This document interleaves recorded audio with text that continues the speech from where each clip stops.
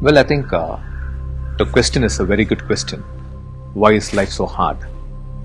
But I think it's coming from a wrong understanding where we are asking this question from trying to understand why is it so hard outside? Why is it so hard to make money? Why is it so hard to find the right partner in your relationship?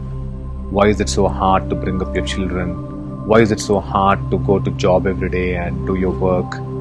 Why is it hard? Everything that I'm doing every day, why is it so hard? Why am I not enjoying it? There is so much of disturbance, there's so much of dissatisfaction, there's emotional disturbance. I'm just not able to enjoy it. So the question you're asking is a good question, but you're aiming it to the outer world.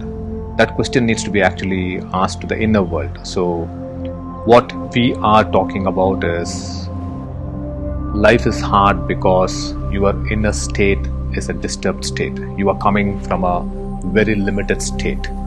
When you are living in states of anger, fear, guilt, insecurity, comparison, these are states which are very limited, and the nature of these states is it makes you experience life in a very hard way. It makes you feel life is very painful. It makes you feel life is a life lived with suffering.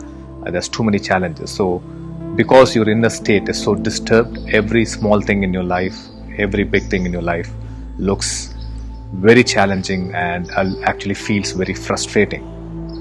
So we have to work on our inner world, which is we need to become free of this limited states of our mind. We need to awaken to a powerful state of consciousness.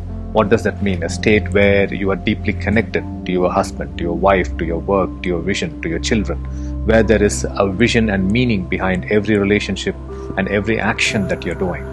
If that has to come about, then you have to work on your inner world. You have to work on the inner conflict, the inner disturbance that you're constantly living in day to day. So if we can awaken to this powerful state of consciousness, then life will become effortless. Your relationship with your wife will become effortless. Your relationship with your husband will become effortless.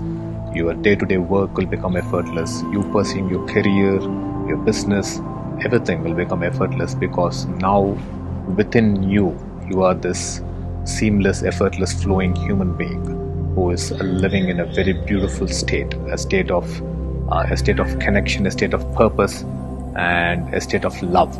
So where there is no anger, there's no fear, and even if it arises, since you are awakened, those will not control you, and those will not have any kind of impact on your actions.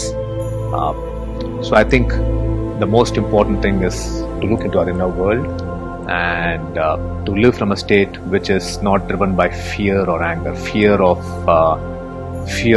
trying to create wealth so that you can look good to somebody else, fear of not losing what you have so that you can continue to look good to somebody else, or you can continue to have the pleasures of life. So when you are living in such a state, your life is going to be very hard. Your life is going to be very difficult. Even if you have a wonderful family, even if you have a very comfortable, beautiful life, you will still not be happy because your inner world is so disturbed.